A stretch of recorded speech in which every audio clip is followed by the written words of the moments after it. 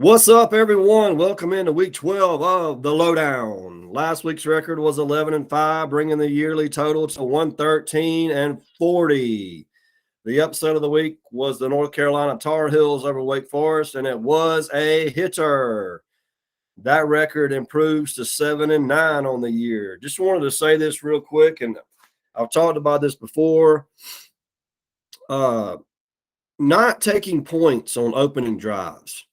When a team drives, 50, 60, 70 yards inside the 20, inside the 25 of their opponent, and they pass up a field goal like 4th and 2, 4th and 3. I just don't understand it. I mean, and this analytics term, I hear it every game now, every broadcast, whether it's Monday Night Football, Sunday Night Football, college football, whatever it is.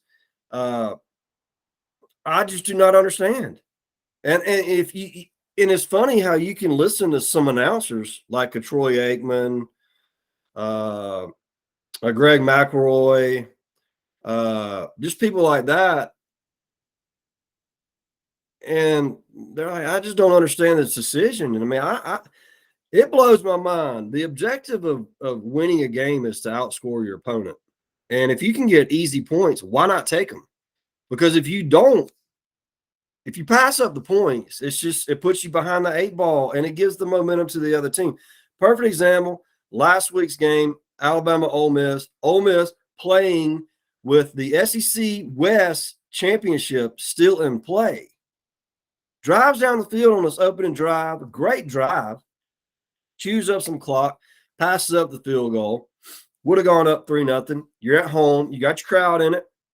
Everything's rocking, going your way. Well, later in the game, Alabama finds itself up by 3 points, okay? And they're driving down the field in the fourth quarter, and they get into field goal range, and they go up by 6 points. Where the game, if Ole Miss would have chose to take a field goal early in the game, it would have been tied. And then it would have been tied, and then Alabama would have gone up by 3. And then on Ole Miss's last drive, they drive all the way down the field and get inside, I think, the 10-yard line, 12-yard line, somewhere in that area. And instead of being down by 3, they're down by 6, and they have to score a touchdown. And they eventually lose the game. And they lose the SEC West. So, and I was watching the game with my son, and I said, hey, man, I want you to remember this. Remember them not taking that field goal when it was a chip shot. Ole Miss has got a great kicker. So, look, I think Lane Kiffin is a fantastic coach. Don't get me wrong. He's entering the prime of his career. And I don't know, man, when you're playing for a championship and you're playing against good teams, why not take the points and take a lead? I mean, chasing, and it puts you backwards too, like chasing points. I don't think you have to do that stuff until you have to.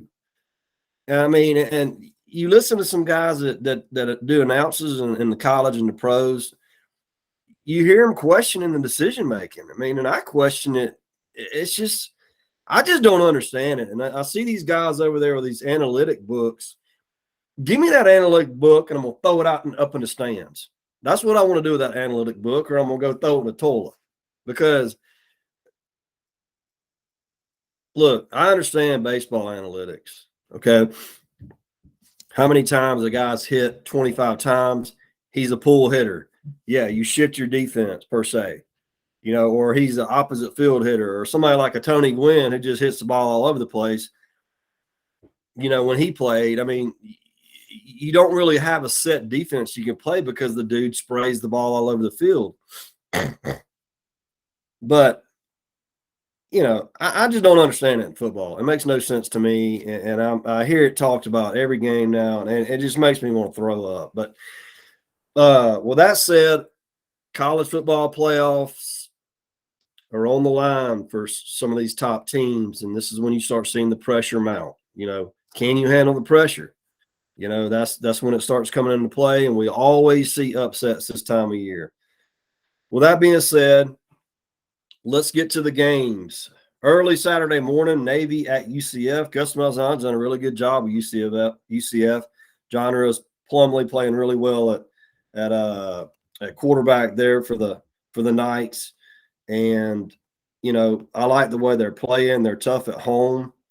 So I'm going to roll with UCF. I'm going to roll with UCF in this game. But I think this is going to be a high-scoring game, I think. But Navy could hang around. But I'm going to go UCF 48, Navy 23. Louisiana at FSU. Jordan Travis playing well there for FSU. And for the first time in a while, we might have a really good game between Florida State and Florida, although Florida State got boat raced last weekend at Syracuse, and I need to change that on my pick, so that adds me another loss. So that brings the record to 112-39, 11-6 last week. But I'm gonna take FSU bouncing back here. I'm gonna go FSU 27, Louisiana 17. Illinois at Michigan. I think snow in the forecast. Illinois is kind of falling off here down the stretch. Michigan playing well. Blake Corman, they're at the in the running for the Heisman Trophy. JJ McCarthy playing well for Michigan. They're playing good defense. I think it's probably a low-scoring game. I'm going to say Michigan 27, Illinois 10. Actually, Michigan 29, Illinois 10. Austin P at Alabama. Blowout, Bama rolls. TCU at Baylor. TCU really impressed me last week in their win over Texas. That game kind of came out of nowhere the way TCU's been playing and been in offensive shootouts pretty much all season long. So, but Baylor's struggling down the stretch. So I'm gonna go TCU here. I think Max Duggan and them go in there and get it done, and they keep their playoff hopes alive. So I'm gonna go TCU 34, Baylor 17.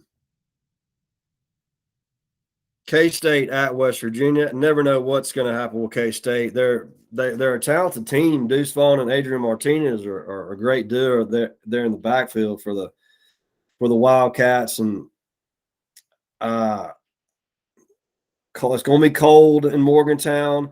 I'll go Kansas State here. They one week I pick them, they win. 1 week I pick them, they lose. And the 1 week I pick them to win, they lose. So I'm going to go with K-State here. Probably a tight game. I'm going to go K-State 34, West Virginia 30. Boston College at Notre Dame. The Irish have really picked up their play here down the stretch. Big win over Navy last week, although that game was closer than I thought. And I don't have my sheet printed out. I'm out of paper in my printer, so sorry about that. I'm having to look at my phone for these picks. But I'm going to go Notre Dame. Boston College is horrible. I'm going to go Notre Dame 34, Boston College 10. Miami at Clemson. Same thing for Miami. Miami's terrible. I'll go Clemson big here. Clemson 37, Miami 10. Georgia at Kentucky. This game was supposed to be a big one in the SEC before the season began. But their problem is their offensive line. They just can't block. And Will Levis is a good player, but he's been hit so many times this year, it's not even funny. And Georgia's got one of the best defensive lines in America, if not the best.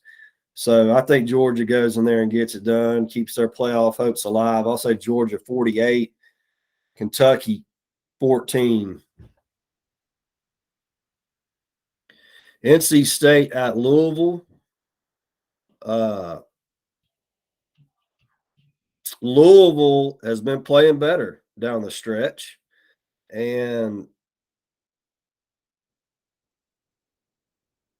but quarterback Malik Cunningham is still questionable to play.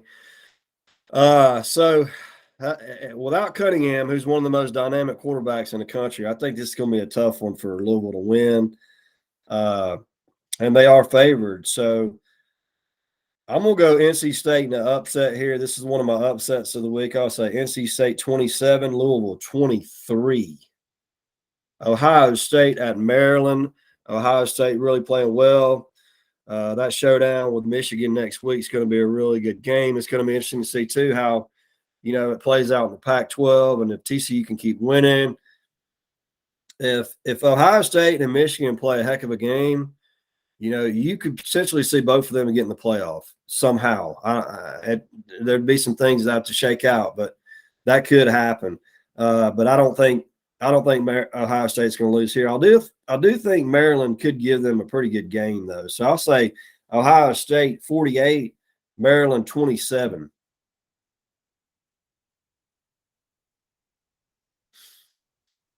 Tennessee at South Carolina.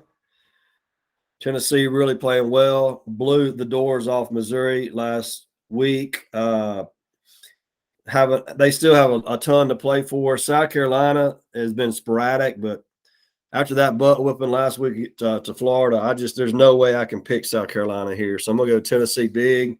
I say Tennessee 55, South Carolina 27. Georgia Tech at North Carolina. Drake May there is playing great for North Carolina at quarterback, one of the nation's top passers.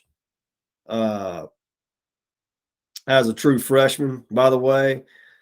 Georgia Tech's been playing better since coaching change, but I think North Carolina rolls here. Although I think Georgia Tech can keep this within the number. I'm going to say Georgia Tech 24, North Carolina 31. Actually, North Carolina 37. Ole Miss at Arkansas. This is another upset. I just think after losing basically the SEC West last weekend, I don't know where Ole Miss is going to be mentally. I think Ole Miss is the better team, but I just like Arkansas at home here. If they win, they become bowl eligible, so they got a lot to play for. I think Barry Odom comes up with a good scheme defensively to slow that Ole Miss run game. And Arkansas plays pretty good run defense, so I suspect that they'll do that again tomorrow. So I'm going to go Arkansas, low-scoring game. Actually, I'm going to go Arkansas 27, Ole Miss 24. KJ Jefferson, too, could be out for Arkansas. I think they've said he could play this week, but that's still up in the air. So, that's a big difference if he's in the lineup.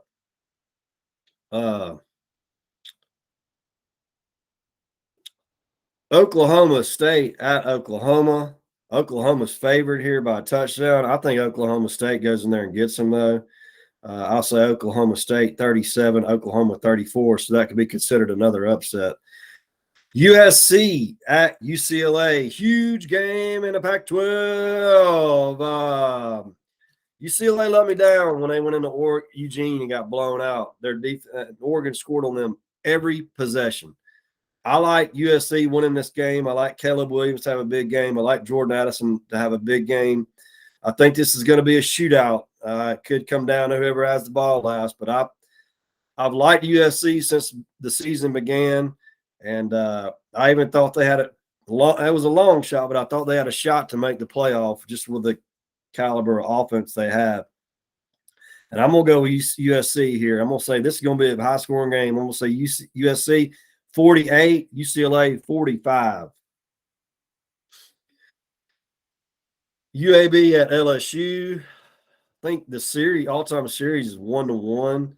I know UAB upset LSU when Nick Saban was the coach of LSU, but that ain't happening this year. Could be some rain in the forecast. They're riding high, man. They're really peaking at the right time. So I'm going to roll with LSU 37, UAB 14. Colorado at Washington, 8 p.m. game. Michael Penix Jr. leads the nation in passing. Washington's got a really capable offense. Colorado is terrible. They've only won one game. Big line here. I think Washington rolls. I'll say 57-17. Then the final big one in the Pac-12, Utah at Oregon. Was a little shocked that Oregon lost to Washington last week. I mean, the way Oregon's been playing at home, the way Bo Nix has been playing. I lost. That lost some luster for me right there. So I like the way Utah's playing. They've really been playing well down the stretch here. Cameron Rising there's passed for 2,225 yards, 19 touchdowns, and 4 interceptions. Tavion Thomas is a really big physical back. I think they're going to lean on those two guys, and I think Utah goes into Eugene and gets it done. Another high-scoring game. I'm going to say Utah 37, Oregon 31. So that would be another upset. So several upsets predicted this week. Good luck to your teams. Like I said, a lot of pressure starts coming into play this time of year. Well, that being said, good luck to your team this week, and I will talk to y'all soon. Take care, and I hope you've enjoyed what y'all seen this year. It's still a little testing, a little process for me. I'm figuring out what I need to do better, and it will improve in the future. So talk to you guys soon.